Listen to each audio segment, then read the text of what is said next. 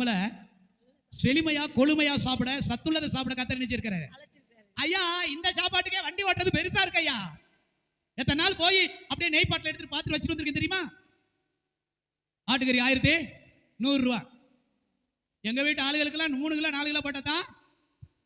அதனால கறியவே மறந்துட்டேன். இப்ப பிராய்லர் கோழி 250 தாண்டி என்ன செஞ்சுக்கிட்டு இருக்கு, போய்கிட்டு இருக்கு. ஏன்னா எல்லாரும் பிடிச்சிட்டு இல்ல. பிறகு கையை உயர்த்தி கத்தர சோதரம். பூமியில இருக்கிற நாளளவு மனுஷனுக்கு தேவன் கொடுத்தது புசிப்பதும் குடிப்பதும் உடுத்துவதும். இதுதான் நாம் அனுபவிக்கிறது. சொல்லுங்க, புசிப்பதும் குடிப்பதும் உடுத்துவதும். ஆமென் சொல்லு. நல்லா என்ன செய்யணும்? சாப்பிடணும்.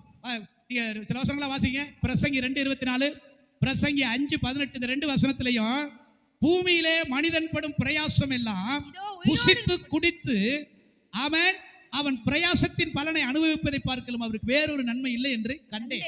எல்லாம் நேரம் உட்காருங்க. எது எப்படி இருந்தாலும் நல்லா சாப்பிடணும். கையை உயர்த்தி சொல்லுங்க. சோதம் நல்லா சாப்பிட்டே ரொம்ப நாள் இருந்தான். உடம்புக்கு வஞ்சகம் வச்சு சாப்பிட்டு சீக்கிரம் போனான். அல்லேலூயா. ஹோட்டல்ல சால்னா வாங்கினா டாக்டருக்கு காசு கொடுக்கணும். கையை உயர்த்தி கையா ஏங்க 2 கை உயர்த்தி ஒரு அல்லேலூயா சொல்லுங்க.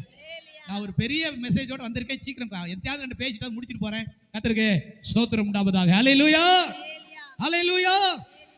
அப்ப ஏன்னா நாம நல்லா என்ன செய்யணும்? சரி, சாப்பிடுறதுக்கு வஞ்சகம் என்ன செய்யக்கூடாது, பண்ணக்கூடாது. போய் சூத்த கத்திரிக்காய் சூத்த தக்காளி கூரா கேட்டு வாங்க கூடாது. நல்ல தெளிவா என்ன செய்யணும்?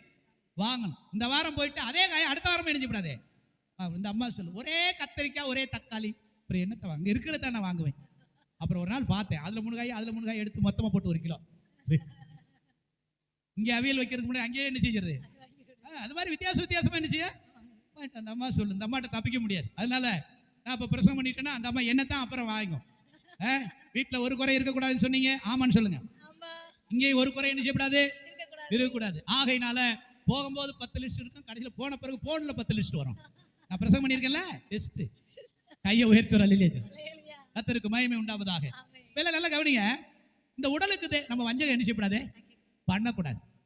நம்ம பெற்றோர்கள்லாம் உறவினர்கள் என்ன சொல்லி கொடுத்துருக்காங்கன்னா, என்னத்தையாவது ஒன்று சாப்பிட்டு நல்லா பணத்தை என்ன செய்ய சேமிக்கிறது ரொம்ப அவசியம். ஏன் குறை வருதுன்னு ஒரு 7 காரியம் சொல்ல போறேன். அதை சுருக்கமா நீங்க எழுதிக்கங்க, நேரம் ஆயிடுச்சு. அல்லேலூயா ஆமென் சொல்லுங்களேன். அப்ப நல்லா சாப்பிட்டா உடம்புக்கு சத்துள்ளதா என்ன செய்யணும், சாப்பிடணும். ஒரே வரத்துல நம்ம சாப்பிட்டோம்னா உடம்புல ஒண்ணுமே என்ன செய்யாது, இருக்காது. நமக்கு எது குறை இருக்கா அதைத்தான் வாங்கிட்டு சந்தைக்கு போயிட்டு எது குறையா இருக்கு அதை முதல்ல குறையா இருக்கிறதுல ஒரு 1.5 கிலோ போடுங்க. என்னத்தையே ஒண்ணு சாப்பிடுறோம், என்னத்தையே ஒண்ணு உடுத்துறோம். நல்லா சாப்பிடணும், நல்லா உடுத்தணும். ஹல்லேலூயா. Thanks for watching. To watch our full video, please visit our channel Peace Tower GSF on YouTube. Do watch, share and subscribe.